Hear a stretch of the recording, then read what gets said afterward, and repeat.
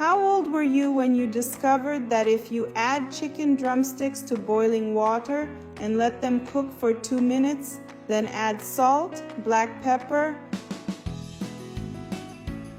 also paprika, stir, and then cook until the water runs out, and then add garlic, shoyu sauce, mix a little more, add ketchup, mustard and stir once more, cook for another 3 minutes.